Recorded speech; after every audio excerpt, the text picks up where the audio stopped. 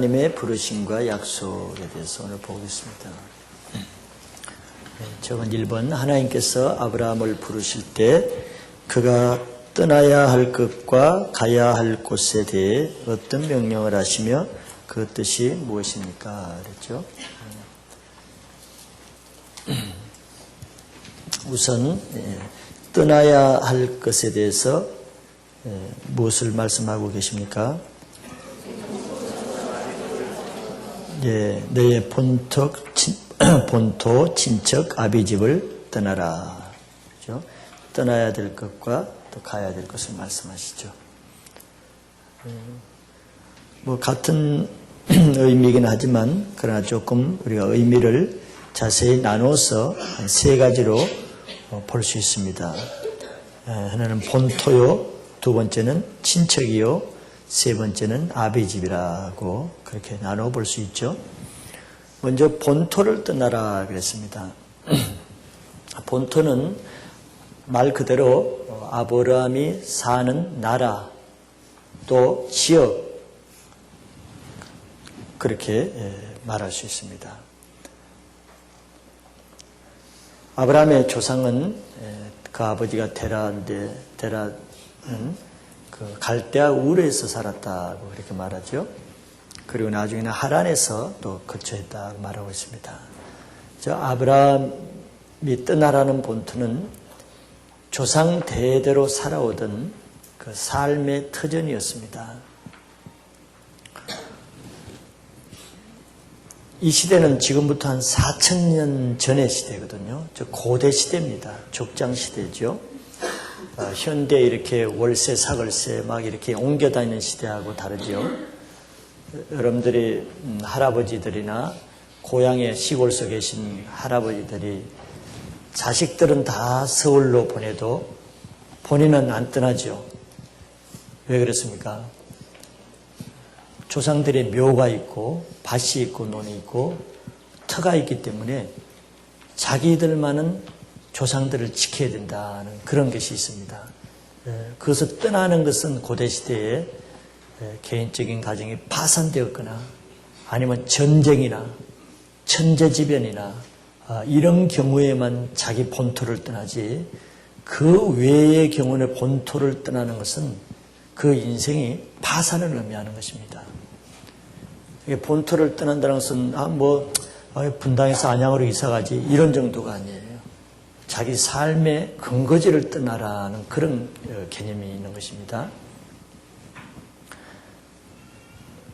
왜 하나님은 그러면 부르시고 나서 그 자리에서 부르셔서 그게 교회를 세우고 신앙생활을 하게 하실 수도 있을 것 같은데 왜 그렇게 엄청난 일을 명령하시는가?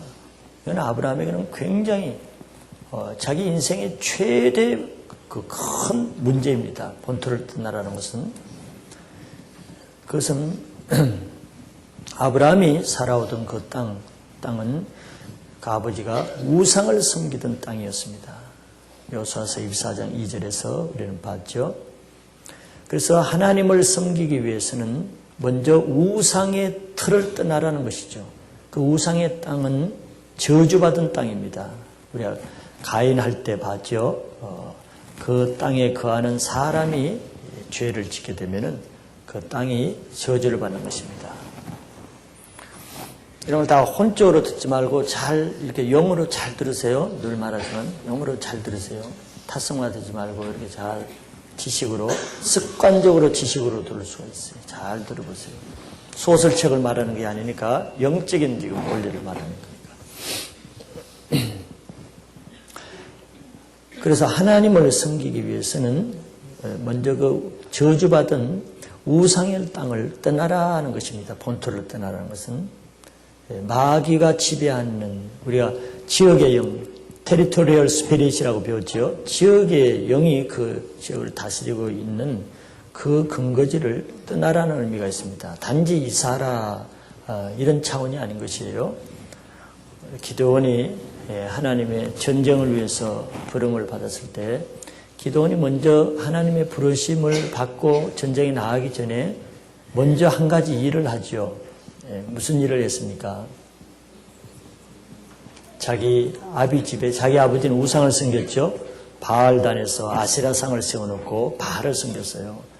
근데 기드온이 하나님의 부르심을 받고 나서 먼저 바로 나가지 않고 자기 조상, 자기 아버지 집에 거기 바알 제단이 있고 그 옆에 아세라, 바알과 아세라는 부부지간입니다. 아세라 우상이 있는데 먼저 그 단을 밤에 다 헐고 아세라 우상, 나무로 만든 우상을 찍어가지고 하나님의 번제하는데 불쏘시개로서 보냈단 말이죠. 저는 그 지역에서 쫓겨나갈 일이고 아주 저주받을 일입니다. 그런데 기드온은 먼저 우상의 그 땅을 청산하고 그리고 나서 하나님을 따르는 거예요. 그러지 않으면 계속 그것이 발목이 잡히는 것입니다. 우리가 예수를 믿는다는 것은 이전의 저주의 땅에서 떠나는 것을 말하는 것이거든요. 마귀의 진지에서 예수 그리스도의 나라로 옮겨가는 것을 말하는 것입니다. 이것을 분명히 하는 것이죠. 본토를 떠나라. 두 번째는 친척을 떠나라 그러죠. 친척이란 그야말로 사람입니다. 사람을 떠나라. 아브라함의 사람은 누구였겠습니까? 당연히 우상을 섬기던 갈대아 우르, 우상을 섬기는 지역에서 관계된 사람이었겠죠. 이런 친척은 사람은 사회적인 근거가 또 되는 것이죠. 우리가 사회적 동물이기 때문에 사람 없이 홀로 살 수는 없는 것이죠. 서로의 의지의 대상입니다. 그럼에도 불구하고 75년 동안 그 끈끈한 관계성을 맺어온 옛사람들을 떠나라는 것이에요. 이거는 죽음과 같죠. 여러분들이 정말 죽마고 친한 친구, 가장 가까운 사람을 떠나라 그럴 때 그게 쉽지 않지요. 여러분들 예수 믿어보세요. 예수 믿고 나면은 가장 신앙의 발목을 잡는 것은 사람입니다. 어떤 사람, 주 안에서가 아니라 과거에 세상에서 세상적인 관계로 맺은 끈끈한 가까운 사람들입니다. 하나님이 이렇게 떠나라는 데는 다 이유가 있는 것이죠. 아브라함이 본토에서 만나고 관계된 친척들, 사람들은 모두 옛 우상을 섬기던 때 관계된 우상의 사람이요 세상적인 사람인 것입니다. 이런 사람을 같이 관계성을 가지고 하나님을 따르는 것은 매우 어렵죠. 늘 발목을 잡는 것입니다. 불신자들이 예수를 믿어보세요. 아무리 불신자들이 예수를 깊게 믿어도 주일 지키기가 왜 힘듭니까? 옛날 사람들과의 관계 때문에 옛날 친구와 주일날 결혼식 하지요. 옛날 관계된 이 친척들이 주일날 환갑을 하죠. 이런 관계가 끊이지 않으면 하나님 신앙생활 하는데 굉장히 어려움을 많이 갖죠. 이제 하나님의 부르심 받은 사람은 옛날 마귀의 자녀였을 때 마귀에게 속한 그런 관계성을 끊어야 다시 그런 사단의 나라로 회귀하지 않게 되는 것입니다. 그들이 나중에 이제 배우겠지만 후원 세력이 되거든요. 그런 자기를 후원하는 그런 세력을 끊지 않으면은 그 사람들을 통로로 해서 계속 영적 공격이 들어오는 것입니다. 그리고 이제 하나님 안에서는 영적인 새 인간관계를 가져야 되는 것입니다. 옛사람의 관계를 끊지 않고 신앙만 하고자 할 때는 그 사람은 속임당하는 것입니다. 즉 조종을 당하는 거예요. 세 번째는 아비 집을 떠나라는 것이죠. 아비 집은 그가 자라오면서 받은 가계입니다. 가계, 혈통. 사람은 누구든지 가장 먼저 이 세상에 태어나서 많은 영향을 받는 것은 가정입니다. 특히 부모입니다. 그것이 하나의 가통이요, 혈통이요, 가문이라고 할 수 있습니다. 바로 이 아비집이라는 것은 그런 것을 말하는 것이죠. 아브라함이 자라는데 형성된 가치관, 인생관, 세계관, 우주관, 심지어는 종교관까지 그는 그 가정 아비집을 통해서 형성된 것입니다. 그래서 가계를 통해서 내려오는 그런 세상적인 가치관과 인간적인 전통과 혈통을 통해서 영향력을 받아온 그것들로부터 끊으라는 것이죠. 떠나라는 것입니다. 그것이 좋은 것이라면 우리가 떠날 필요가 없죠. 그러나 아브라함의 가정은 우상을 섬기는 가정이 있습니다. 우상의 가치관, 우상에 기초한 교육을 받은 것이죠. 그래서 이 잘못된 아비집의 전통과 교육적인 가치관은 앞으로 하나님을 섬기는데 계속 방해를 받기 때문에 서로 충돌하기 때문에 그런 가치관, 그런 혈통의 모든 전통이나 풍습이나 교훈으로부터 떠나라는 것입니다. 그래서 하나님을 따르기 위해서는 먼저 떠나야 될 것 세 가지를 분명히 하지 않으면 늘 회개합니다. 이스라엘 백성들이 애굽에서 나올 때 모든 애굽의 문화와 정신과 그것을 떠나야 되는데 끊지 못할 때는 자꾸 돌아가려고 하는 것이죠. 우리 초신자들의 약점이 그거지 않습니까? 아무리 은혜를 받아도 시간만 있으면 자꾸 또 어려울 때 되면 옛 친구 만나서 영화 보러 가고 또 옛날 하던 취미생활을 하고 이걸 이 세 가지를 완전히 끊지 않으면 계속 사단은 그걸 끈으로 해서 공격을 하기 때문에 그런 것이죠. 그래서 이런 것을 우리가 셀장들이 다 초신자를 도울 때 옛날 이성 문제 끊어라 내려놔라 학을 띄죠. 무슨 교회가 내 인생을 망치려고 그러나 왜 그런 것까지 간섭하는 거야 막 그러죠. 그러나 이런 것들을 바로 정리하지 않으면 신앙이 자라지 않습니다. 이성이 그냥 이성인 줄 압니까? 사단의 첩자가 되는 경우가 많습니다. 하나님께 돌려야 될 영광과 에너지를 다 그 이성에게 다 뺏기는 거예요. 그래서 이 세 가지를 분명히 떠나는 신앙을 할 때 하나님만 그때 쫓을 때 걸림돌이었게 됩니다. 아브라함이 비교적 엄청난 그 훈련을 잘 통과하는 것은 이 세 가지 문제를 잘 끊었기 때문에 그 다음부터는 그냥 걸림이 없이 잘 나갈 수가 있는 거예요. 롯의 아내와 같이 뒤를 돌아보는 자는 아직 세상 것이 끊어지지 않기 때문에 자꾸 신앙이 엎치락뒤치락하게 될 수가 있는 것이죠. 그리고 이제 끊기만 하고 그 자리에 있으면 안 되는 것이죠. 가야 되는 것입니다. 예수님도 말씀하셨죠. 누구든지 나를 쫓고자 하는 자는 자기를 부인하고 자기 십자가를 지고 그 자리에 계속 서 있어라. 맞아요, 그래. 그렇게 말하지 않았죠.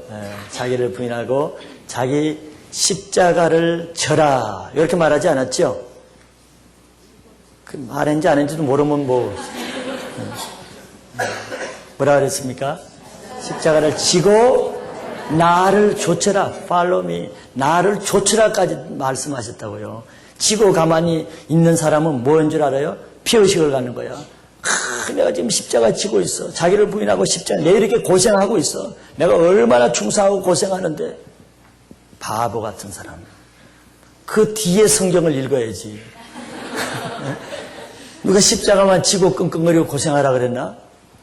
나를 따르라 그랬거든요. 나를 따르는 것이. 아브라함에게도 하나님이 본토 친척 아버지를 떠나라.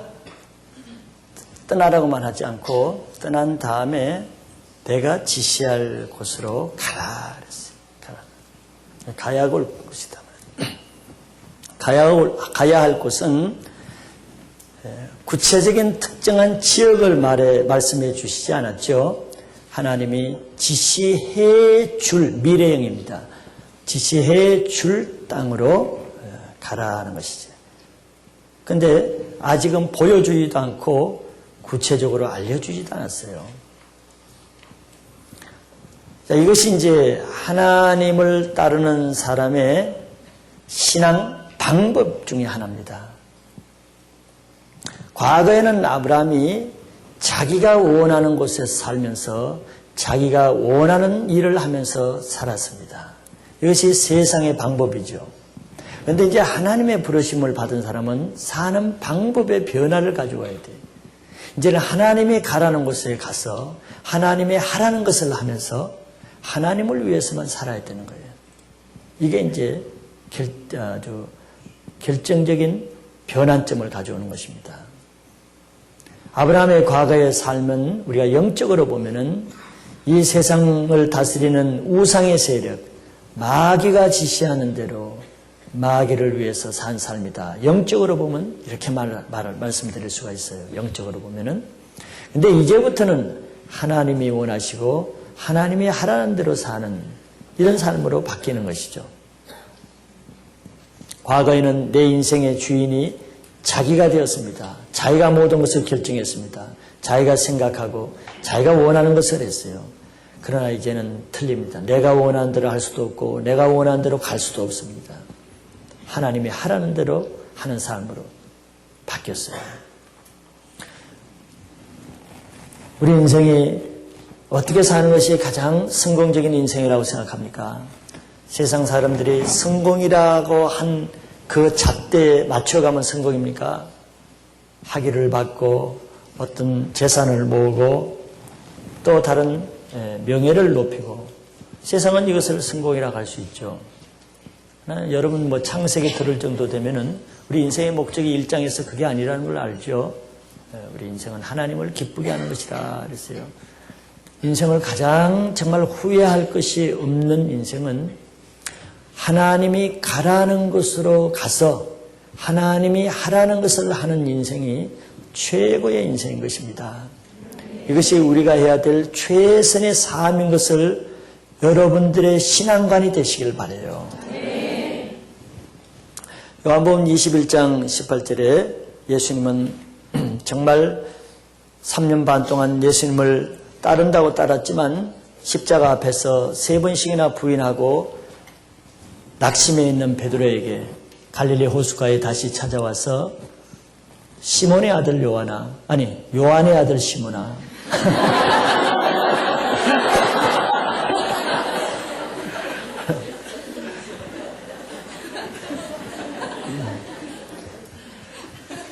여러분들은 내가 틀리는 걸 너무 좋아하는 것 같아요. 남이 못 되는 걸 너무 즐기는 것 같아요. 그 베드로에게만 말씀했습니다. 요한의 아들 시몬아, 네가 나를 사랑하느냐? 그리고 주여 그러하여다. 주께서 하시나이다 할 때 예수님이 베드로에게 말씀했습니다. 내 양을 먹이라. 그러면서 예수님이 베드로에게 한 유명하신 말씀이 있죠. 그 말이 바로 이렇게 말씀했습니다. 내가 진실로 진실로 너에게 이르노니 젊어서는 내가 스스로 띠띠고 원하는 곳으로 다녔거니와 늙어서는 내 팔을 벌리리니 남이 내게 띠띠우고 원치 아니하는 곳으로 데려가리라. 이게 베드로의 인생의 반대입니다. 베드로는 그동안에는 자기가 원하는 대로 내 스스로 띠를 떼고 내 스스로 혁대에 허리띠를 메고 원하는 대로 다녔어요. 내가 원하는 대로 이쪽 가고 싶으면 이쪽 가고 저렇게 살고 싶으면 저렇게 살고. 근데 요한의 아들 맞지? 요한의 아들 시몬아. 요한의 아들 시몬아, 네가 나를 사랑하느냐? 주님을 사랑해서 주님을 따르기로 할 때는 하나님이 인생의 방법을 다르게 알려주는 거예요. 네가 과거에는 그렇게 살았으나 이제 이후로는 네가 늙어서는 내 팔을 벌리리니 남이 내게 띠띠우고 원치 않는 곳을 네가 이제 원하는 대로 사는 것이 아니라 다른 사람에 의해서 원하는 대로 사라지는 이런 인생이 되게 될 것이다 그랬어요. 여러분들 지금까지 자기가 원하는 대로 좀 실컷 살았죠? 그 정도 살았으면 됐을 거예요. 정말 주님을 위해서 살라 그러면 이제는 내가 원하는 대로 사는 것을 이제는 접어야 됩니다. 그것이 자기 부인이에요. 그것이 자기를 십자가를 지는 것입니다. 그런 자만 내 제자가 된다고 말했어요. 이것을 그냥 신앙관이라는 것을 받아들이면요, 신앙이 굉장히 수월합니다. 영어로 이걸 들어보세요. 이걸 들으면 모든 일을 할 때, 이제는 내가 내 뜻대로 안 사는 인생이지. 이렇게 받아들여봐요. 그리고 이제 주님이 원하신 대로 살아야 될 존재지. 이렇게 자기 아이덴티티를, 자기 정체성을 그렇게 딱 확립해 놓으면은 어떤 일에도 걸림이 없어요. 섭섭함이 없다고. 그것이 시험이 되질 않아요. 근데 이런 신앙관이 없으면, 아직도 나는 내 뜻대로 살아야 된다는 막연한 잠재의식을 그대로 가지고 있으면은 늘 걸리지 않겠어요? 왜 내가 꼭 이렇게 살아야 돼? 왜 내가 꼭 신앙생활을 이렇게 해야 돼? 늘 의무를 가지고 걸린단 말이죠. 그러나 오늘부로 여러분들의 인생은 내 뜻대로 사는 인생이 성공적인 인생이 아니고 내 뜻을 부인하고 십자가에 못 박고 주님의 뜻대로 사는 인생이 하나님 앞에 가장 영광된 인생이라는 것을 그냥 믿고 받아들이시기 바랍니다. 그러면 신앙에 많은 사단이 고소하는 것을 막을 수가 있어요. 그게 안 되면 사단이 너 왜 그렇게 사냐? 왜 그렇게 미련하게 사냐? 너는 고집도 없냐? 너는 체면도 없냐? 너 자신심도 없냐? 너 사단이 그걸 가지고 고소하잖아요. 그러니까 내가 신앙가는 분명히 주님의 말씀대로 딱 가져버리면 쓸데없는 불필요한 많은 사단의 적극한 공격을 이길 수가 있는 것입니다. 그래서 주님이 가라는 대로 가시기 바랍니다. 북한을 가라 그러면 북한을 가고, 쎄를 가라 그러면 쎄를 가고, 탄천을 가라 그러면 탄천을 가고, 가라는 대로 가면 될. 주님이 여러분들에게 가장 좋은 곳으로 보내실 줄 믿습니다. 주님은 좋으신 분, 선하신 분이기 때문에 아브라함을 뭐 그냥 생고생시키려고 그랬어요. 복의 근원으로 보내신, 복의 근원이 되게 보내신 거지, 하나님을 의심하게 되면 이 길은 못 가는 거라고. 하나님을 신뢰하는 자만 믿음으로 가는 것이에요.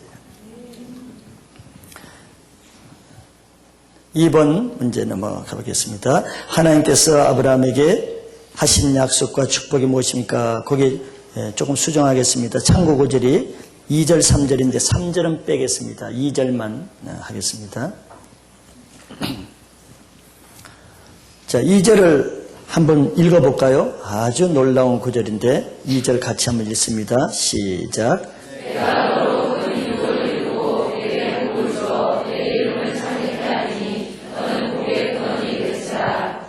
아멘. 자, 아브라함에게 한 약속과 축복.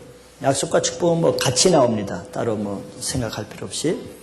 자, 첫째 무슨 약속과 축복을 주십니까? 큰 민족을 이루게 하신다 그랬죠. 자, 하나님이 주시는 말씀은 영의 말씀이기 때문에 영으로 들으면 축복이 되지만 육으로 들으면 어떻게 된다고? 육으로 들으면 저주가 되죠. 예레미야서 6장 10절의 말씀을 들으면 욕이 되는 거예요. 이것을 아브라함의 입장에서 한번 들어봅시다. 아브라함은 75세입니다. 이미 생산할 나이가 끊어진 노인이고 과거에도 아이를 낳아본 능력이 없는 실패작이에요. 아이를 한 15명 자식이 있는 아들에게 네가 큰 민족이 될 것이다. 그러면 좀 믿음이 들어오겠죠. 그리고 나이가 여러분들 나이처럼 20대, 30대에게 이런 얘기를 하면 그래도 좀 받아들일 만하겠죠. 그러나 이미 75세로 자기 자신도 가능성을 접은 사람입니다. 자식을 낳을 가능성이 없는, 그리고 또 나이도 이미 75세입니다. 그런 아브라함에게 하나님이 내가 너로 큰 민족을 이루겠다. 모든 사람이 아멘으로 받기가 쉽지 않은 말씀이에요. 인간적으로 받으면 허무맹랑하게 들려서 하나님을 욕하게 됩니다. 겨우 이 큰 본토 친척 아비집을 떠나는 엄청난 갑집을 요구해놓고 겨우 나에게 좀 구체적인 손에 잡히는 얘기를 하지 않고 뜬금없이 무슨 큰 민족, 차라리 아들 하나 주리라. 그러면 오히려 좀 괜찮아. 그거는 좀 실제적이지. 혹간 어떻게 실수로 아들을 줄 수도 있으니까. 근데 무슨 큰 민족이냐고, 작은 민족이라도 모르는데 큰 민족이냐고. 이렇게 영어로 듣는 거하고 혼으로 듣는 것은 전혀 틀리는 것입니다. 이것은 다 우리에게도 다 해당되는 것이에요. 그러나 하나님의 약속은 변개하심도 없고 1.1핵이라도 이루어지지 않음이 없을 것을 우리는 믿죠. 그래서 하나님을 따를 수 있는 것은 믿음으로만 따르는 거예요. 그래서 이 아브라함이 믿음의 조상이 된 것입니다. 믿음으로만 이 말씀을 받아들이는 거예요. 그런데 믿음은 보이지 않는 것의 실상이거든요. 어떻게 믿음으로 받아들이면 멍멍하고 막연하고 충상적입니까? 이거는 믿음이 아니고 신념입니다. 사람은 믿음으로. 실제로 믿음으로 받아들이면 보이지 않는 것이 보는 것처럼 선명하고 가지지 손에 없는 것이 손에 가진 것보다 더 확신이 들어오죠. 믿음이 가진 사람은 그렇죠. 믿음이 들어올 때는 확신이 들어옵니다. 내가 어떤 병이 있다. 주의 말씀을 듣는다. 말씀을 들을 때 이미 내 병은 중병이지만 믿음이 들어올 때는 안 낫지만 이미 나은 것에 그 효과를 내가 누리게 됩니다. 걱정도 없어지고 고통도 없이 누리게 되는 거예요. 이거는 믿음을 가져본 사람만 알죠? 믿음을 가져본 사람만.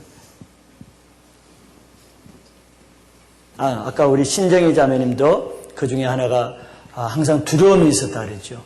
합창단에 나갈 때마다 날 내가 잘할까? 내가 틀리지 않을까 두려움이 있는데 하나님이 믿음을 딱 줄 때 두려움이 실제적으로 없어지는 것이죠. 이게 믿음인 것입니다. 하나님은 자식이 하나 없는 75세 된 아브라함에게 가장 가능성이 없어 보이는 추상적으로 보이는 그 아브라함을 통해서 큰 민족을 이루신다는 거죠. 이것을 믿음으로 들으면 어때요? 완전히 감격적이잖아요. 천지가 개벽할 아주 자기 인생에 정말 놀라운 감격과 놀라운 그런 정말 엑사이팅한 그런 흥분이 될 거 아니에요. 믿음으로 들으면은. 믿음으로 안 들으면 풀이 죽어가지고 떠날까 말까 하겠죠. 이 믿음의 차이가 이렇게 벽지장 한 장 차이 같지만 결과는 굉장히 큰 것입니다. 그래서 이 아브라함에게 한 이 약속에 따라서 오늘날 이스라엘이 국가로 되어 있지만 그 이스라엘이 실제적으로 그 민족이 4,000년 전에 한 사람을 통해서 쭉 내려온 그 민족이 오늘날 큰 민족을 이루게 되는 것이란 말이에요. 실제적으로. 그리고 그뿐입니까? 이 세상 수많은 국가 중에서 하나님은 그 많은 민족 중에서 유일하게 유대인 이스라엘 민족만 선민으로 선택된 민족을 택했잖아요. 이것이 더 중요한 것이죠.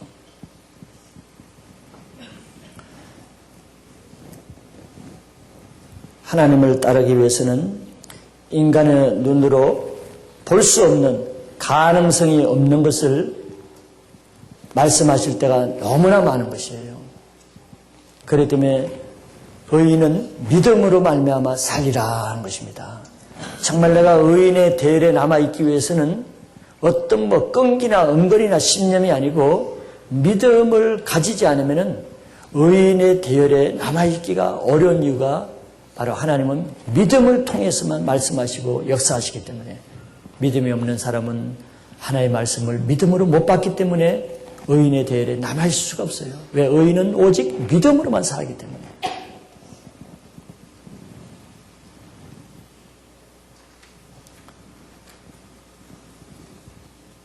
그래서 믿음이 없는 사람은 하나님이 아무리 큰 비전과 계획을 이루시고자 해도 그것을 이루는 대상인 우리 자신이 믿음으로 반응하지 못하기 때문에 그 축복을 받을 기회를 내가 스스로 놓치게 되는 것입니다. 하나님이 안 주시는 게 아니에요. 우리가 구하는데 왜 안 줍니까? 하나님이 주시는 것은 받지 않고 왜 믿음의 분량이 안 되니까.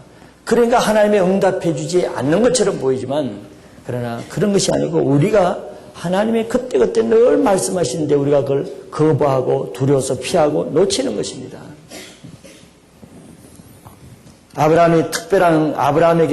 아브라함에게만 특별한 그런 이런 것을 주시는 게 아니고 오늘날 여기 있는 우리에게도 아브라함보다도 더 놀라운 계획들을 다 하나님이 주실 계획을 가지고 있는 거예요.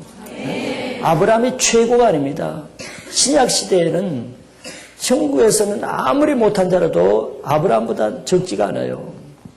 왜? 지금은 아브라함 시대는 성령이 없었지만 지금 시대는 직접 성령과 우리는 교제를 하기 때문에 하나님이 우리에게 주신 모든 뜻을 다 알 수 있기 때문에 우리가 아브라함보다 적고 부족한 자가 아닌 것입니다.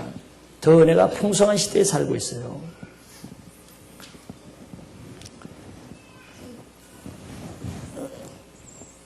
우리 첫째 약속은 큰 민족을 이루겠다. 이거는 아브라함에게 전혀 걸맞지 않는 것이지만 하나님은 우리의 가능성 있는 것을 주로 얘기하는가 보세요.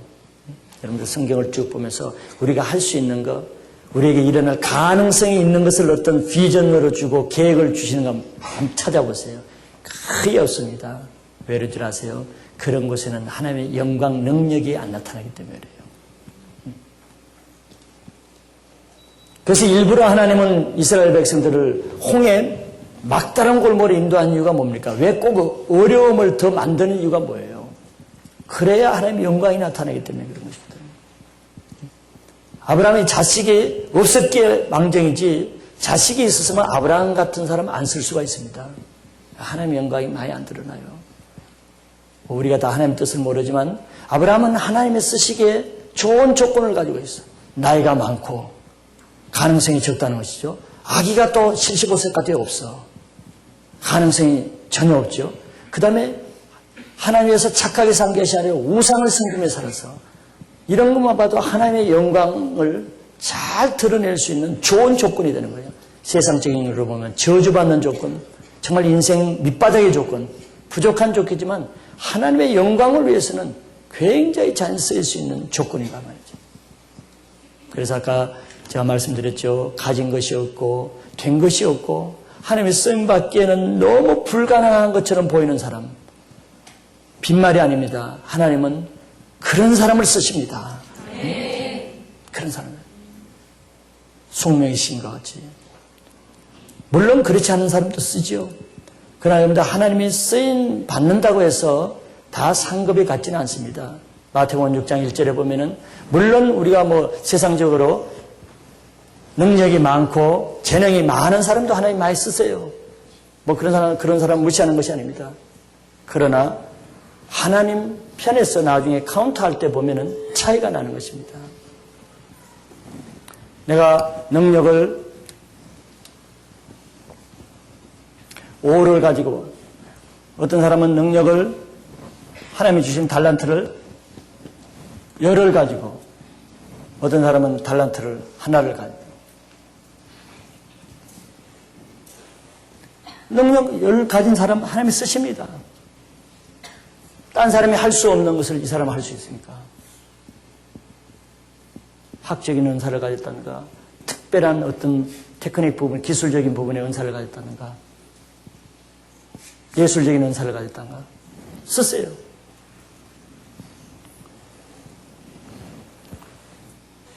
그러나 하나님 앞에 우리는 결과, 상이 중요하거든요. 그러잖아요. 실컷 쓰고 상이 없으면 무슨 소용이 있겠어요. 능력이 여린 사람이 하나님이 열만큼에 가지고만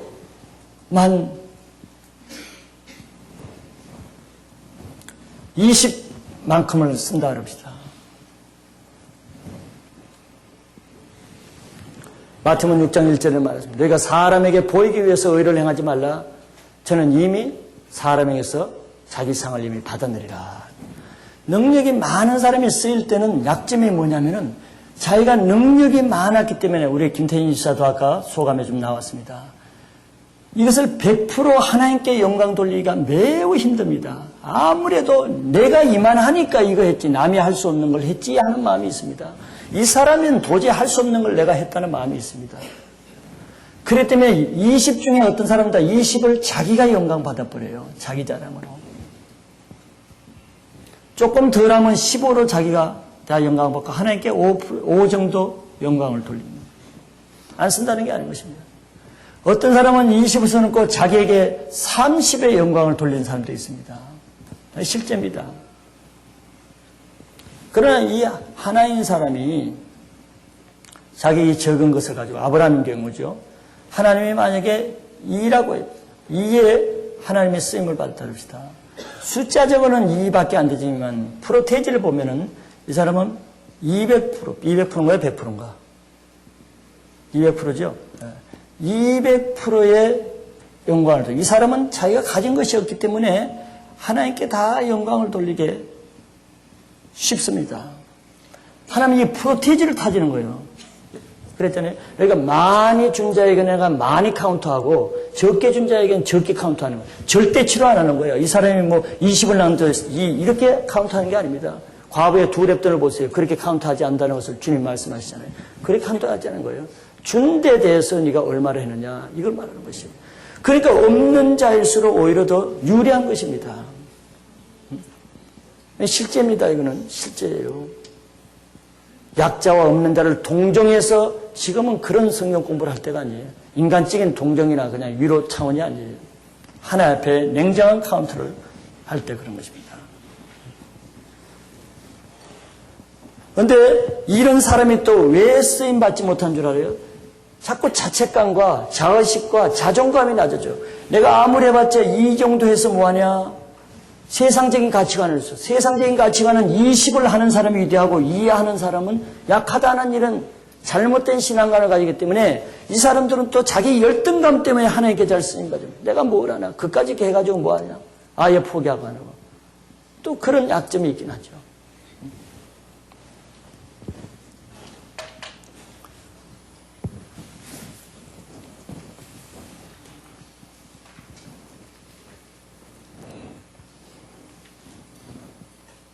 하나님은 공평하신 하나님인 것을 믿으시기 바랍니다.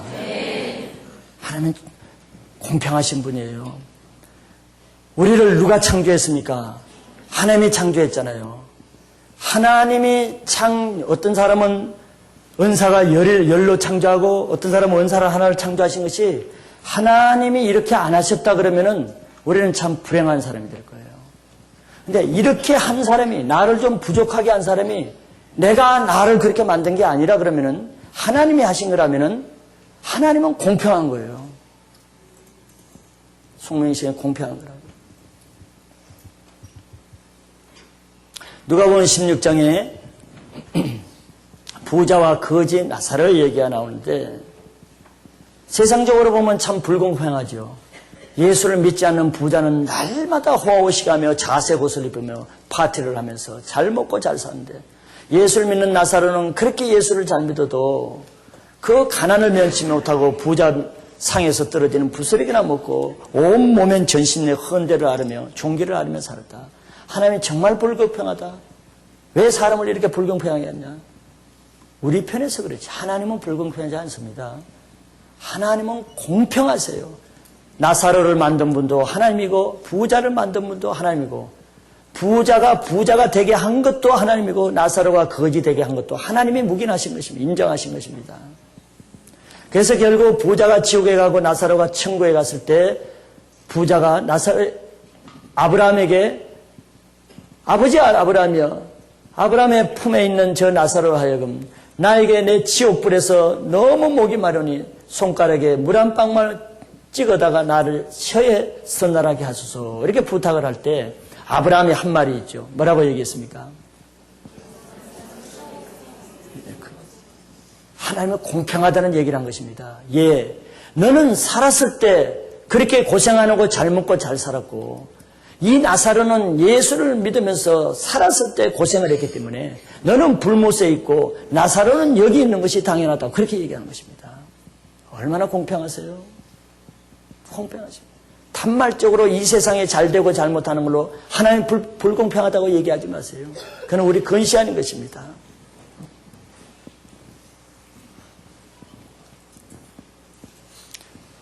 자, 다음에 두 번째 축복과 약속은 이름을 창대케 하겠다고 하신 약속을 하셨죠. 내 이름을 창대케 하다.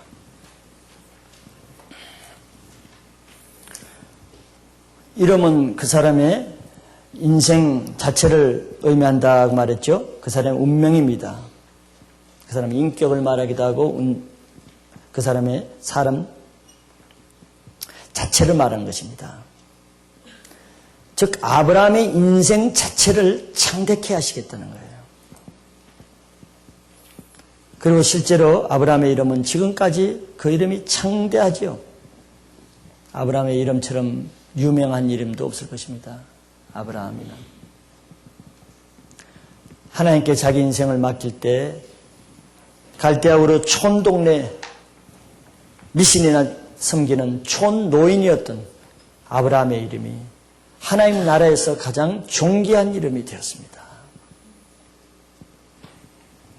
세 번째는 복의 근원이 되게 하실 것을 약속했죠. 하나님의 택하신 아브라함을 하나님은 복의 근원으로 삼으실 것을 약속했습니다. 이것은 아브라함의 인생 자체가 복이 된다는 것이에요. 이건 복을 받는다 하는 것보다 더 강한 개념이죠. 아브라함의 인생 자체가 복덩어리, 복 자체가 된다는 뜻이죠. 하나님이 인도하시는 삶을 사는 사람은 그 인생 자체가 복이 됩니다. 복의 근원이 되는 것이에요. 그러나 이 세상에 아무리 부귀 영화를 다 쥔다 해도 하나님이 없는 삶은 그 자체가 복이라고 할 수 없습니다. 하나의 저주지요. 그 좋은 것들을 다 가지고도 생명을 얻지 못하면 온 천하를 얻고도 내 생명을 얻지 못하면 무엇이 유익하냐고 예수님 말씀한 것처럼 그거는 행복이 아니고 저주인 것이죠. 3번을 넘어갑니다. 하나님께서는 아브라함을 하여금 어떻게 사람들에게 복과 저주가 있게 하십니까? 여러분들이 풀어보세요. 집에서 어떤 사람은 풀어보고 올 때 굉장히 은혜를 많이 받았다는 소감을 썼는데 이렇게 하라는 대로 하는 것은 다 의미가 있어요. 여러분들 사고력을 더 주님을 묵상하게 해주고 자기가 하나님을 직접 만나는 이렇게 불러주는 거 받아서 딕테이션 하면은 지식으로 쭉 그냥 그야말로 성경 공부가 되는 거예요.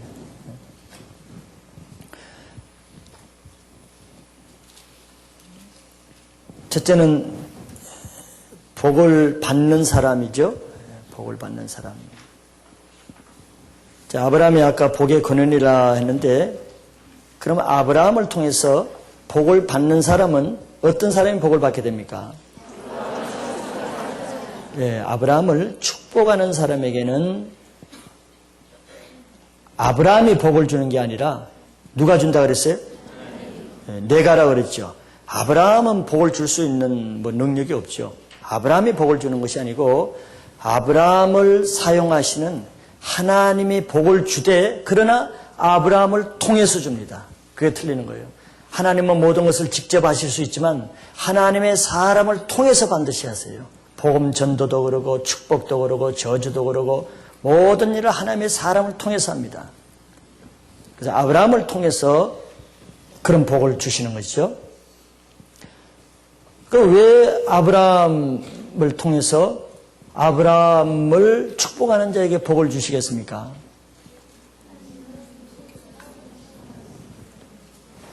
예, 노아 할 때 좀 말씀드렸죠. 그는 바로 하나님이 택하시고 하나님이 사랑하시는 사람에게 대하는 태도는 하나님에 대한 태도죠. 오늘 우리가 요한복음 15장 19절 말씀 받지 않습니까? 세상이 너희를 미워하면은, 세상이 우리를 미워하면은, 그럼 누구에 대한 태도예요? 네. 나한테 대한 태도가 아니라 우리 안에 있는 예수님에 대한 태도라 그랬죠. 예수님을 미워하는 것이라 그랬죠. 마찬가지로 세상 사람이 나를 사랑할 리가 없겠지. 누가 나를 사랑하면은 내가 돈이 많아서 사랑한 것이 아니고 왜 사랑하겠어요? 내 안에 있는 예수님을 사랑했어요. 반대로 하면 그렇게 하면 그런 말이 되잖아요. 마찬가지인 것입니다. 아브라함을 축복한다는 것은 아브라함에게 돈이라도 좀 뜯을까 해가지고 그렇게 축복하는 것이 아니고 누가 아브라함을 축복할 수 있겠어요? 하나님을 사랑하는 사람만 아브라함을 축복할 수 있습니다. 이게 영적인 얘기입니다. 영적으로. 영이 하나님께 속한 영을 가진 사람은 하나님의 사람을 축복하게 되어 있는 거예요. 그렇기 때문에 그 사람에게 하나님이 축복을 주는 것은 너무 당연하죠. 너무 당연한 것입니다. 우리 영맥에서 이것을 금요철회 때 들은 사람은 봤죠. 이게 영맥인 것입니다. 마태복음 10장 40절로 42절에서도 예수님이 같은 내용의 말씀을 하셨어요. 제자들을 향해서 하신 말씀인데 이렇게 말씀했습니다. 여기 너희들은 예수님을 사랑하는 제자들입니다. 너희를 영접하는 자는 누구를 영접하는 것이에요? 나를 영접하는 것이요. 나를 영접하는 자는, 예수님을 영접하는 자는 하나님을 영접하는 거죠. 거기는 나 보내신 이를 영접하는 것이라. 예수님 보내신 이가 하나님이죠.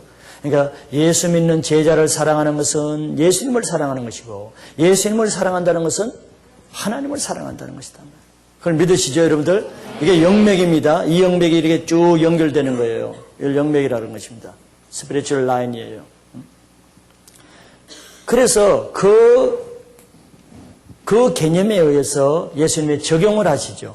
41절에 보면 구체적으로 정형하십니다. 선지자의 이름으로, 선지자는 누굽니까? 하나님의 택한 사람이죠. 하나님의 기름을 자. 선지자의 이름으로 선지자를 영접하는 자는 어떻게 하신다고? 선지자가 받는 상을 주겠다는 거예요. 누가 선지자를 영접하겠어요? 하나님을 사랑하는 자가 선지자를 영접하겠죠. 그러니까 그 선지자를 통해서 하나님의 선지자가 받는 상을 주길 것이요. 의인의 이름으로 의인을 영접하는 자는 의인의 상을 받을 것이요.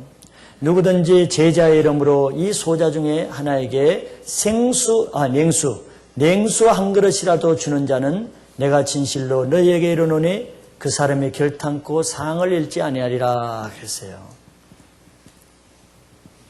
이게 영적인 연결입니다. 그럼 나도 선지자인데 선지자를 영접하고 의인을 영접해 상 받아야지. 뜻대로 될까요? 그거는 사람의 뜻대로 안 됩니다. 그래 될 것 같아요? 영맥은 절대 그렇게 안 됩니다. 내 속에 어떤 영이 있느냐에 따라서 되는 것이지, 내가 하고 싶다고 해서 나 선지자를 영접해야지. 그 되지 않습니다. 그 사람은 선지자를 돌로 치게 되어 있는 거예요. 영이 다르면. 여러분들이 은혜가 있을 때는 자동적으로 이렇게 됩니다. 은혜가 있다는 것은 예수의 영, 성령이 나에게 역사하기 때문인데, 내가 은혜가 있으면 성령이 충만하면은 반드시 성령이 충만한 사람을 사랑하게 되고 섬기게 되고 그 사람을 축복하게 되어 있습니다. 그럼 어떻게? 그 사람이 받는 상을 내가 받게 되는 거예요. 그러니까 그 사람을 통해서 내가 복을 받는 거예요. 하나님이 사랑하는 자를 누가 사랑할 수 있어요? 내가 은혜가 없는데 하나님이 사랑하는 자를 사랑하게 돼요? 미워집니다. 시기하게 됩니다.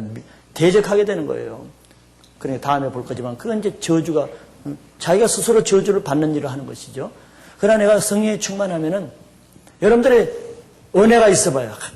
뺀절거리고 맨날 하면 악수 안 하려고 맨날 뒤로 돌아다니고 피해 다니고 그런 사람이 딱 은혜를 받아봐요. 제일 먼저 와서 막 은혜 받았습니다. 손이 아파가지고 버렸던 분들이에요. 은혜, 자기가 내 안에 은혜가 있으면 가장 먼저 반응이 하나님의 사람에게 가장 먼저 반응이 오는 것입니다. 왜? 그것이 하나님의 축복의 통로이기 때문에 그걸로 하나님의 축복을 받는 것이에요. 이게 무슨 미신적인 겁니까? 미신이 아니고 영의 원리, 스피리추얼 프린시플이에요. 스피리추얼 라인이라는 것입니다.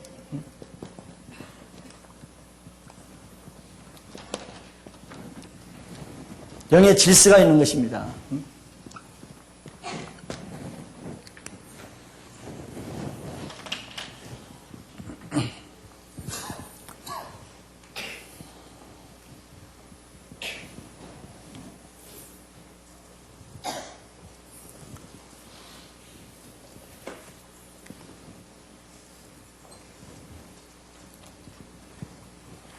그래서 하나님은 있는 자에게는 더 있게 되고 없는 자에게는 있는 것도 빼앗게 되거든요. 내가 은혜가 있어봐요. 은혜가 있으면 자꾸 은혜 있을 일만 하게 돼요. 그러죠? 내가 은혜가 있으면은 하나님의 사랑하는 자를 사랑하게 되죠. 축복할 자를 축복하게 되죠. 그것 자체로 내게 하나님께 복을 받는 것이거든. 은혜가 있는 사람은 그래서 자꾸 더 은혜가 풍성해지고, 은혜가 없는 사람은 반대로 이제 뒤에 나오죠. 저주를 받은 사람들. 그건 누가 해요? 자기가 하는 것입니다. 자기가 스스로 그 행한 데 따른 그 심은 열매를 맺는 거예요.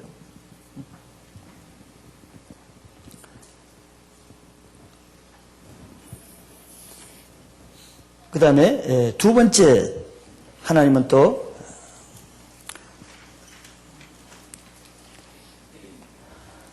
너를 저주하는 자에게는 내가 저주하리니 그랬어요. 저주를 받는 사람은 어떤 사람이죠? 아브라함을 저주하는 사람입니다. 왜 그렇습니까? 네, 그렇죠. 아브라함을 저주한다는 것은 그 개인 사람을 저주하는 것이 아니고 하나님을 미워하고 저주하는 것이거든요. 하나님의 성령이 충만한 사람을 욕하고 저주하는 사람 아무나 그렇게 하지 않습니다. 아무나 할 것 같죠? 절대 아무나 못해요. 그 사람은 하나님을 저주하는 사람이 보이지 않는 하나님께 저주할 것을 보이는 하나님의 사람에게 그렇게 하는 거예요. 어떤 사람은 교회를 대적하고, 어떤 사람은 나는 거기 주님이 오십니다 그 책에 보면은 설교자는 목회자는 설교를 해서도 욕을 먹고 많이 이렇게 욕을 먹을수록 상이 올라간다 그랬죠. 옛날 베니인도 그런 얘기하고 많은 사람이 그런 얘기를 하는데 그 책에도 그것이 나옵니다. 복을 받을 사람은 가만히 이렇게 해도 저렇게 해도 복을 받는 거예요. 그걸 알아야 됩니다.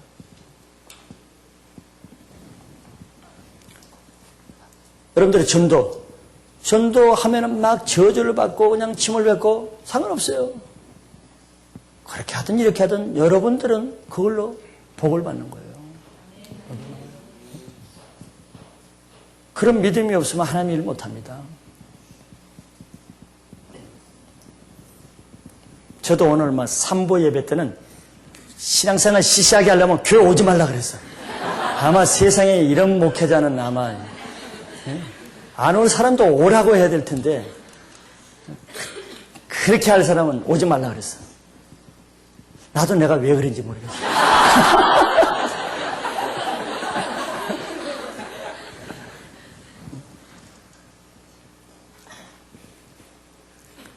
성령이 시킬 때는요, 예레미야가 그랬잖아요.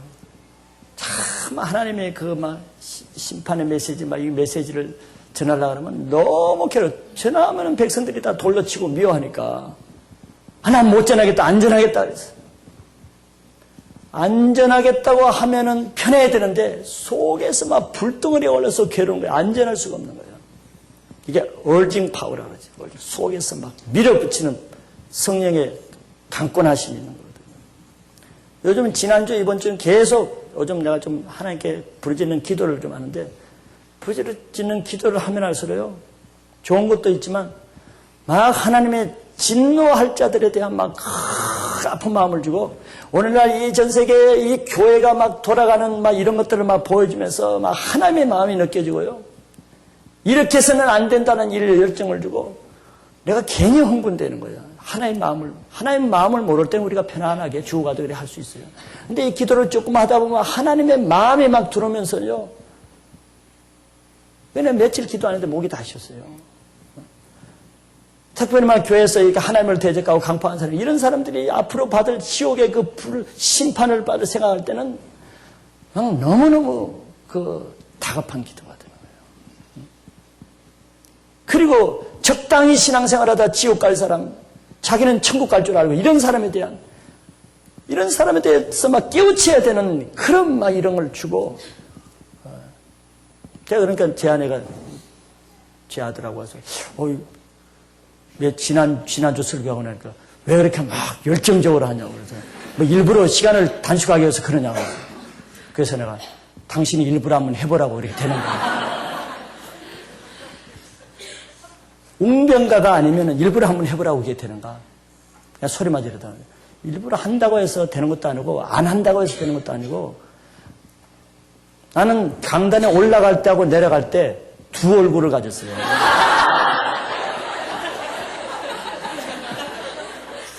여기 딱 올라오고부터는 내 마음대로 못합니다. 내가 강단 밑에서 기도하는 것이 많이 기도하고 오는데 기도하는 대로 안 돼요. 올라오면 내 주권에서 벗어납니다. 내가 그렇게 포독한 사람이 아니잖아요. 근데 올라오면은 나는 없어져요. 성령께서 붙잡으면은, 그러니까 내가 괴로운 거예요. 내가 밑에서 기도할 때는 그런 기도가 아니거든. 그런데 성령께서 하게 하시는 건 딴 걸 나오니까 예레미야처럼 괴로운 거예요. 인간적인 괴로움이죠, 물론. 안 되는 것입니다. 성령을 따라 산다는 것은 가장 괴로운 것이에요. 우리가 내 뜻대로 안 되기 때문에, 내가 원하는 대로 안 되기 때문에. 성령을 거스려 살면은 인간적으로는 편해. 고생하고 욕 안 먹는 방향으로 하니까. 내가 딴 얘기 하려고 그래. 이렇게 메시지를 전해놓고 나면요, 지금부터 얼마나 영적인 공격이 많은지 몰라요. 전혀 모르는 사람들이. 대부분 여러분들이 연관된 여러분들의 친구, 부모, 따라서 해서 전혀 안면도 모르는, 얼굴도 모르는 사람이 그 정의호 목사 못 됩니다. 그런 공격들이 얼마나 많은지 몰라요. 내 이름이 창백히 되고 있어요.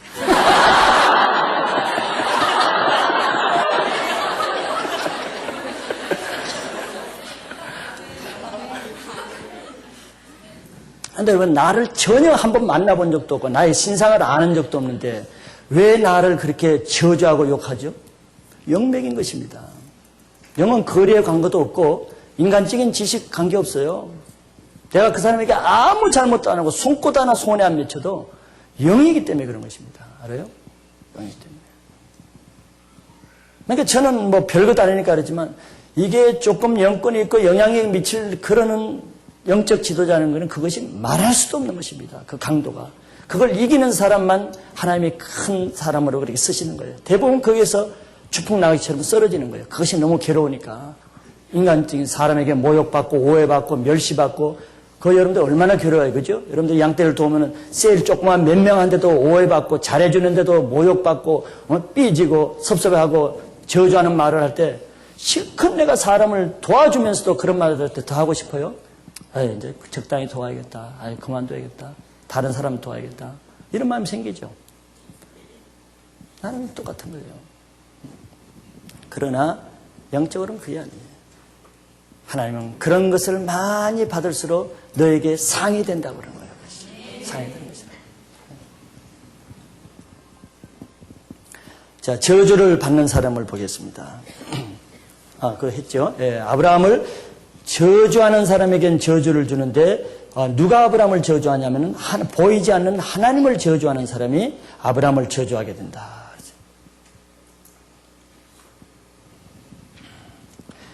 그런데 아브라함이 저주하는 것은 아니죠.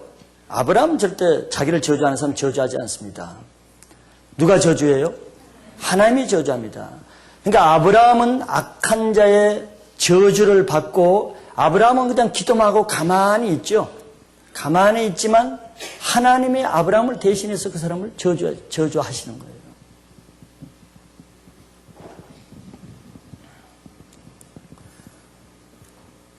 그래서 하나님을 미워하는 사람은 하나님이 미워하는 사람을 사랑하고 축복하게 되며 하나님을 사랑하는 사람은 하나님을 사랑하는 사람은 미워하고 저주하게 되므로 자기 인생을 결정하게 되는 것이죠. 그래서 자기 인생이 자기가 결정한다는 얘기입니다. 그래서 성경은 여러 군데서 이런 얘기를 많이 하고 있습니다. 즉 하나님의 기름 부은 자를 건드리지 말라고 하죠.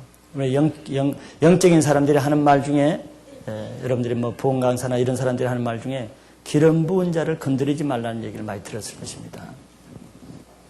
왜냐하면 그런 일은 사서 저주를 받는 길이에요. 시편 105편 15절에 말씀하시죠. 이러시기를 나의 기름 부은 자를 만지지 말며 나의 선지자를 상해하지 말라 하셨도다. 그랬어요. 그런 사람을 두려워하고 피해야 화를 면합니다. 민수기 16장에서 모세를 대적하는 사람은 모세는 평생 대적만 받다가 평생을 보냈거든요. 평생.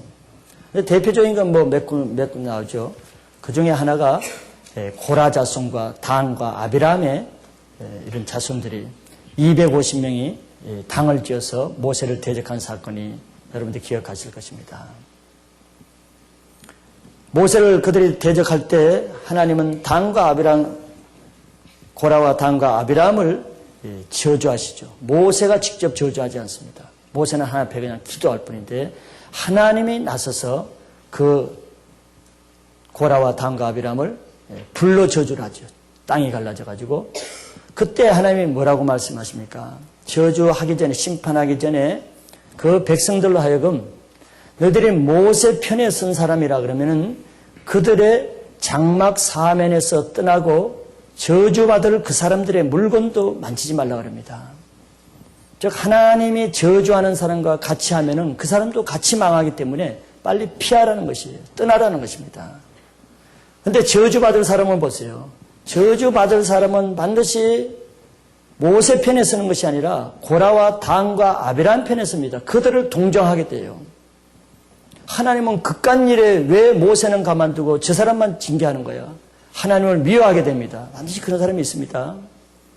가룟 유다를 하면 괜히 화를 내면서 괜히 예수님 편에 서는 것이 아니고 가룟 유다가 불쌍하다면 혀를 쩌쩌차면서 동정하는 사람이 있어요. 없을 것 같아요. 다른 비슷한 일도 마찬가지입니다. 그건 그 사람이 원해서 그래요? 그 사람이 영에 그렇기 때문에 그런 마음이 안 가지려고 그래도 그러면 안 되는데 자기는 그런 마음이 생기는 것입니다. 네? 여러분들이 불순종하는 것도 마찬가지죠. 불순종해서 안 된다는 걸 알면서도 내 속에 불순종하고자 하는 마음이 생기죠. 안 한다고 되는 게 아니에요. 그건 세력이 그 영이 그 있기 때문에 그런 것이죠. 영적인 것입니다. 이것이. 그래서 우리는 하나님을 대적하다가 심판받을 사람을 항상 피해서 떠나라는 것이 하나님의 말씀인 것입니다. 하나님은 주동한 그 세 사람뿐만 아니라 그들과 같이 한 250명도 같은 지옥 심판을 하셨다는 거예요. 왜? 같은 영이기 때문에 그렇습니다.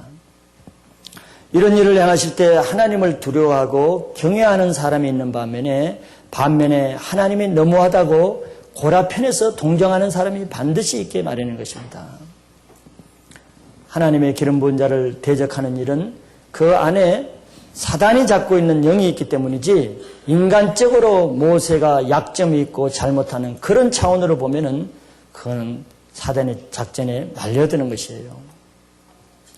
사단은 무슨 일로도 영적인 지도자를 공격하는 빌미를 항상 찾게 됐어요. 그걸 또 찾게 됩니다. 왜? 어느 누구도 모세와 같은 온유한 사람도 약점이 없는 사람은 없어요. 실수가 없는 사람은 없어요. 그러나 그것을 하나님이 어떻게 보시느냐가 더 중요한 거예요. 하나님이 그것을 이렇게 보면은 이렇게 받아들여야지 하나님이 그것을 괜찮다고 하는데 사람이 문제를 삼는 것은 다 사단의 조종을 받는 것입니다. 가룟 유다를 말하면은 가룟 유다 편에 서는 사람이 있고 사울을 말하면 다윗 편에 서지 않고 사울 편에 서는 사람이 있고 항상 하나님의 권위를 바라면 하나님의 권위를 거부하는 쪽에 서는 사람이 있어요. 이런 사람들은 그 영을 항상 조심해야 됩니다. 사건을 만나면 그 사람들이 바로 이런 일을 만나게 되는 것이거든요. 그런데 하나님의 기름 부으신 자를 대적한 이제 제게 기도할 때 또 철학 기도 때 그거를 말씀 전하기를 원하시는데 언제 전할지는 모르겠어요. 안식일과 영적 지도자와 물질에 관한 것을 가르치라는 거예요. 거기에서 많은 사람이 사단의 저주에 많이 걸리는 부분입니다. 그 중에 하나가 바로 영적 지도자예요. 영적 지도자에게 걸린 문제는 회개 이외에는 그것이 안 풀어진다는 걸 알아야 됩니다. 세월에 5년, 10년 가서 인간적으로 다 잊혀버리고 잘하고 속지 마세요. 그렇게 한다고 사람이 영이 풀려지는 것 같아요? 회개 외에는 안 풀어집니다. 다윗이 자기를 죽이려고 수년간 쫓아다닌 사울을 왜 안 죽였습니까? 죽일 힘이 있고 기회가 줘도 안 죽인 거예요. 왜? 하나님의 기름 부은 자를 내가 손으로 해치지 않기 위해서. 그 정도로 기름 부은 자를 만지고 대적하는 것은 굉장한 저주가 임하는 것입니다. 저주가 임하는 것이에요.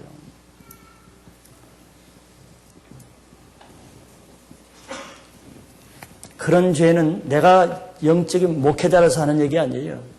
나는 그런 데 별 관심이 없어요. 나에게 관심이 있는 사람이 아니에요. 성도들의 신앙의 바른 질서를 잡아주기 위해서 여러분들이 정말 저주에 빠지지 않기 위해서는 영적 지도자와 묶인 문제, 대적한 문제는 회개하지 않는 사람, 여러분들 주위에 한번 아는 사람이 있으면 한번 케이스 바이 케이스를 한번 보세요. 영이 안 풀립니다. 그 저주에서 끊어지지 않는 거예요. 평생 저주에서 헤매는 것입니다. 회개하지 않는 죄는 없어지지 않는 거예요.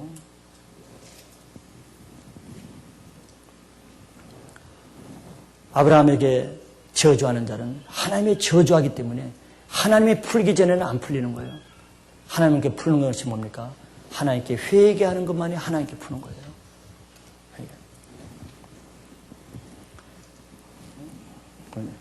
시간이 자, 빨리 갑시다. 4번 문제. 하나님의 부르심을 받은 아브라함이 어떤 상태에서 어떤 결단을 했습니까?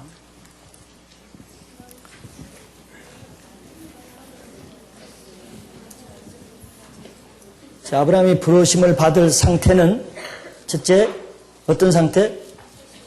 나이가 75세인 상태. 즉 본토 친척 아비 집을 떠날 수 없는 형편이죠.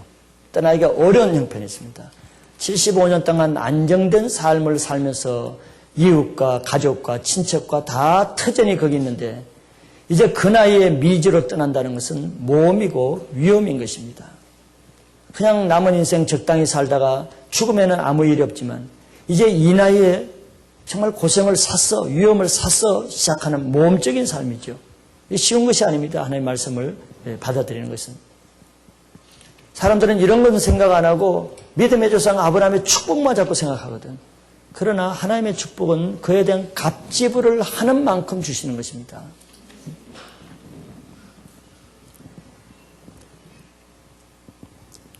하나님 앞에는 너무 늦는 것도 없고 빠른 것도 없고 하나님 앞에는 하나님을 따르기 너무 어려운 것도 없고 쉬운 것도 없습니다. 조건은 다 똑같은 거예요. 믿음으로 하는 사람만 하는 거지 조건이 좋다고 하나님을 잘 섬겨요? 여러분들 보시죠. 조건이 좋다고 하나님 잘 섬기는 사람 보질 못했어요. 조건이 좋은 사람일수록 하나님을 잘 안 섬깁니다. 조건이 어려울수록 하나님을 더 잘 섬겨요. 그렇기 때문에 형편을 불평하는 것은 그것은 속는 것이에요. 내가 지금 이러니까 어떻게 해서 하나님을 섬겨요? 내가 지금 이런데 어떻게 속는 것입니다. 그때가 하나님을 섬기기에 진짜 좋은 때예요. 그 사람이 그걸 벗어나서 형편이 좋아지면 섬겨요? 그때는 이미 신앙을 떠나는 것입니다. 대부분. 두 번째는 아브라함이 떠날 때는 분명한 목표가 보이지 않는 상태에서 떠났다는 거죠. 분명한 보이는 것을 쫓아간 것이 아니고 보이지 않는 것을 쫓아갔어요. 이게 믿음인 것이에요. 지시할 땅을 곳으로 가라 그랬기 때문에.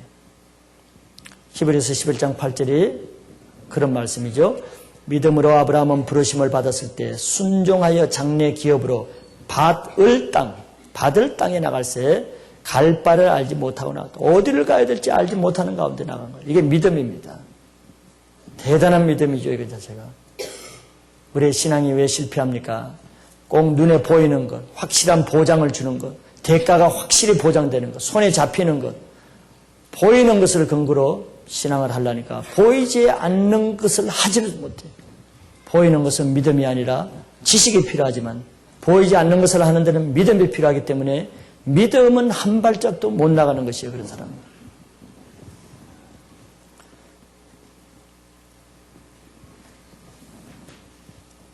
아브라함은 어떤 결단을 했습니까? 하나님의 말씀에 순종하는 결단을 했죠. 변명이나 계산을 하지 않았습니다. 인간적으로 보면 그거는 저주의 삶 같지만 믿음의 눈으로 보면 아브라함에게는 저주가 아니라 자기 인생의 축복이라고 받아들였기 때문에 이렇게 떠날 수 있었습니다.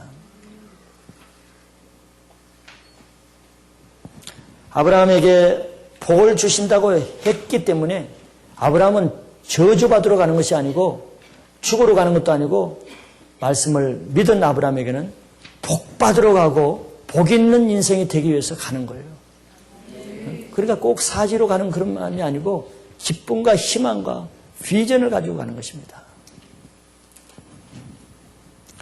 또 노아의 때도 노아의 믿음, 노아를 택하신 하나님에게 노아의 믿음을 같이 하는 그 가족 8명도 7명도 같은 방주에 들어가는 축복을 줬다 그랬습니다. 아브라함이 선택한 이 길은 믿음이 아니면 따라하기 힘들었는데도 아브라함이 갈 때 누구와 같이 갔습니까? 예? 조카 롯마 갔어요? 예?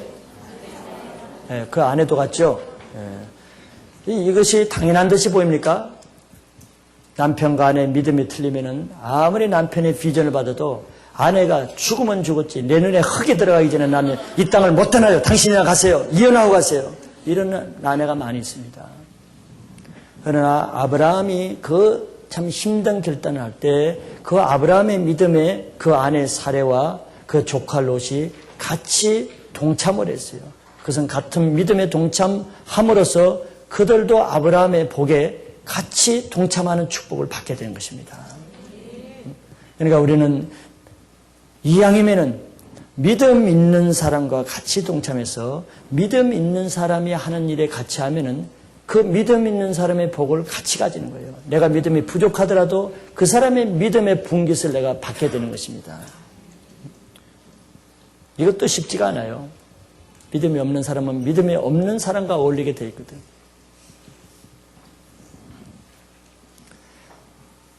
부자 청년은 아브라함과 대조적으로 영생을 얻으러 와가지고 예수님이 영생을 얻는 100% 확정적인 보장을 줬습니다.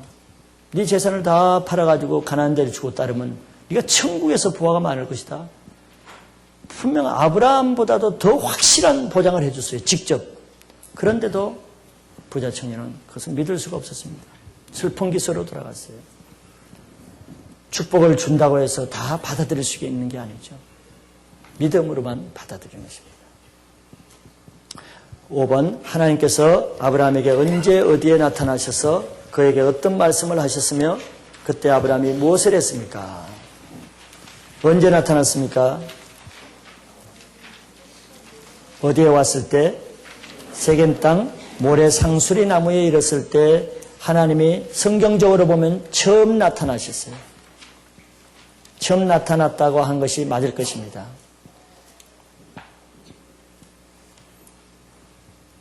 그 백그라운드를 생각하면서 성경을 한번 보세요. 여기서 무슨 의미가 있는가, 그냥 뭐 언제 나타나는가 이렇게 보지 말고, 하란에서 가나안까지 거리는 약 480km입니다. 서울에서 부산까지 거리가 몇 킬로인 줄 압니까?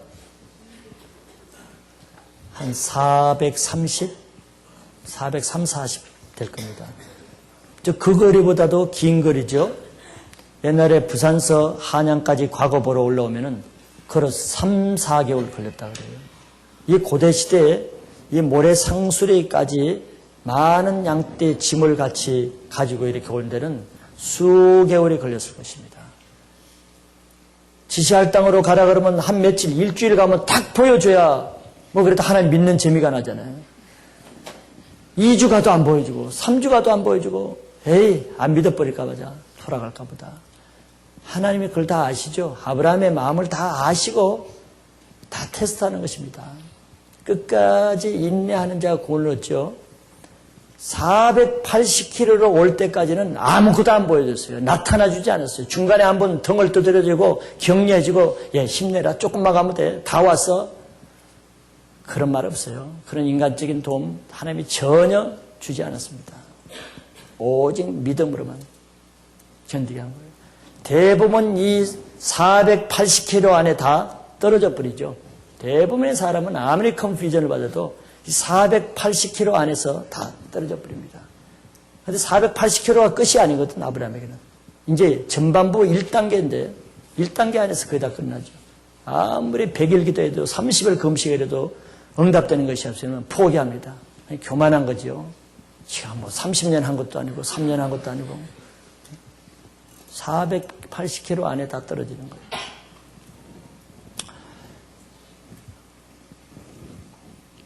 믿음이라는 것은 아까 갑지불이라 그랬죠. 아브라함이 그냥 믿음의 조상을 하나님이 그렇게 주는 게 아닙니다. 모세도 80년간 연단했듯이 아브라함도 그냥 주는 게 아니에요. 믿음의 연단과 훈련은 혹독한 것입니다. 철저하게 인간적인 것, 철저하게 불신앙적인 것, 철저하게 자신을 바라보는 것 다 끊게 하시고 오직 철저하게 하나님만 의심하지 않고 믿을 그때까지는 정죄하는 거예요. 금을 단련하듯이 정죄하는 것입니다. 이것도 그거를 신앙관으로 받아들이면은 훈련이 그렇게 막막한 게 아니에요. 신앙은 내가 하루 하면은 그 다음에 반짝 눈으로 보여준다. 이런 잘못된 도둑 같은 신앙관을 가지니까 언제까지 훈련받아야 되나, 언제까지 해야 되나 사서고생을 하는 거죠. 욥이 뭐라 그랬습니까? 저는 옛날에 신앙훈련 받을 때 욥기 23장 10절을 하루에도 수십 번 외웠어요. 너무너무 힘들고 너무너무 괴로워가지고 앞을 봐도 하나님 계시지 않고 뒤를 봐도 보지 않고 정말 하나님이 나를 도와주지 않아. 나는 그래도 나름대로 하나님을 잘 섬긴다고 하는데 왜 안 도와주는 거야? 더 화가 나는 것은 그때 같이 이제 신앙 동기생들이 많았는데 저 사람들은 나보다도 세상적이고 잘 아는데도 저 사람들은 잘 돼요. 어려움도 없어. 그런데 나는 잘한다 그러는데 왜 나는 더 지질이 안 되고 고생을 하는지. 그런데 그 중에 발견한 것이 성경 욥기서 23장 10절을 말씀을 주는데 그 성경은 내 인생에 하여튼 정말 지겹도록 그 생각만 비웠어요. 나의 갈 길을 그가 아시나니 그가 나를 단련하시는 후에는 내가 정금같이 나으리라. 나를 단련하시는데요. 점검이 될 때까지는 밑도 끝도 없는 훈련을 시키는 거예요. 밑도 끝도 없는 훈련을. 점검이 안 될 것 같으면 뭐 중간에 뭐 10K 정도 하면 중간에 그치. 18K 같으면 중간에 그치. 24K 될 때까지는 많은 더 공정 과정을 거치는 거예요. 아브라함이 믿음의 조상이 될 때까지는 그 많은 코스를 주시는 것입니다. 그러나 그것은 값진 것이죠. 값진, 하나님 앞에 값진 상급으로 다 카운트되는 것입니다. 많은 사람은 뜨거운 열정으로, 뜨거운 비전으로, 비전만 그냥 풍선처럼 커가지고 시작하다가 조금 자기 비전대로 안 되고 조금 자기 인생이 좀 삐딱 원대로 안 되면은 거기서 주저앉아버리고 금방 자기 궤도로 딴 길로 빠져가지고 지름길로 가죠. 롯이 그런 것입니다. 롯은 처음에 출발을 아브라함과 같이 출발했어요. 그러나 조금 꾀가 나고 잘 되니까 지름길로 옆으로 빠져버렸죠. 그 결과는 유황심판입니다. 하나님은 심는 대로 거두는 거예요. 기도해도 아무 응답이 없을 것입니다. 아브라함이 기도를 얼마나 했겠어요. 이 정도로 왔는데, 이 정도 세월이 갔는데 발은 부르키고 힘은 들고 아내는 이 바가지 걸고 당신 진짜 맞는 거냐, 하나님의 음성 진짜 들은 거냐고. 참 아브라함도 핍박을 많이 받았을 거야. 그런데 480km 지난 다음에 처음으로 나타나신 것입니다. 어디에 나타났다 그랬죠? 모래상수려 나무는 어느 지역입니까? 가나안 땅입니다. 가나안 지역이에요. 가나안 땅은 어떤 땅입니까? 앞으로 아브라함에게 약속하신 그 땅에 올 때까지는 하나님이 침묵하시고 그 아브라함에게 줄 땅에 왔을 때 그때 처음으로 나타나신 것이죠. 나타나서 어떤 말씀을 주십니까? 이 땅을 내 자손에게 주리라. 너에게 주리라 하지 않았죠? 누구에게 주리라? 내 자손에게 하자. 너에게 주리라 그러면 그래도 좀 기쁠 텐데 이건 기껏 또 나에게는 안 준대. 네 자손에게나 준대. 그러나 이것은 영어로 들으면 또 너에게 준다는 말보다도 더 축복의 말인 것입니다. 왜 그렇겠어요? 지금 자식이 하나도 없잖아요. 자식이 없는데 내 자손에게 이 땅을 주겠다는 것은 자손을 주겠다는 확정이 되는 것이잖아요. 확정이.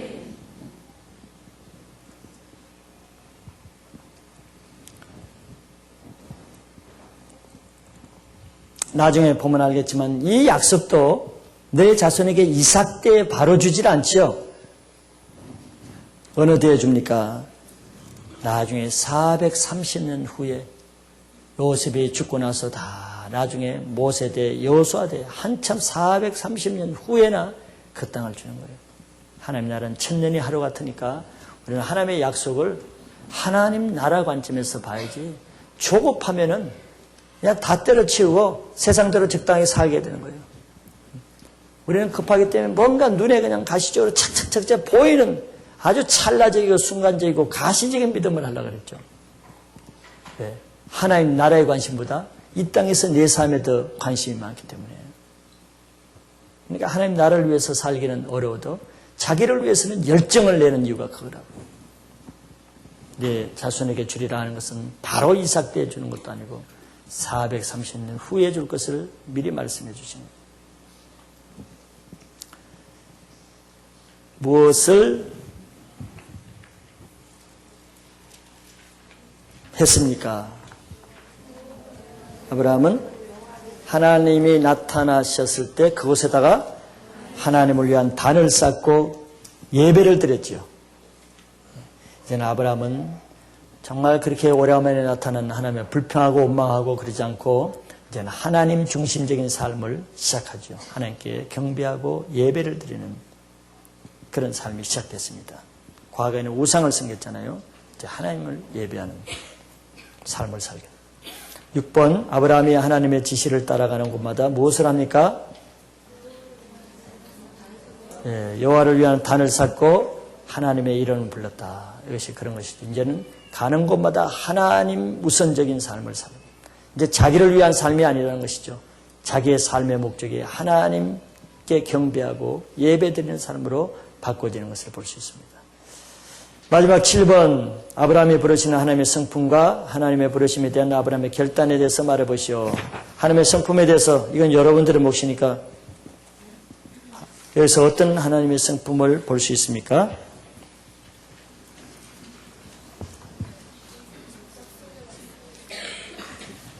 약속의 하나님, 또 축복을 주시는 하나님, 예, 훈련시키시는 하나님, 믿음을 보시는 하나님,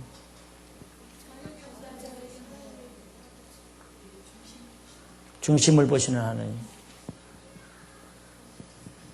예, 여러분들이 찾아보시기 바랍니다.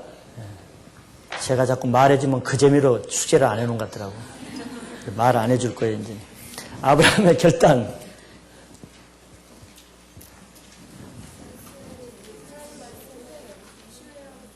예, 하나님의 말씀을 신뢰하고 결단하는 것 볼 수 있죠.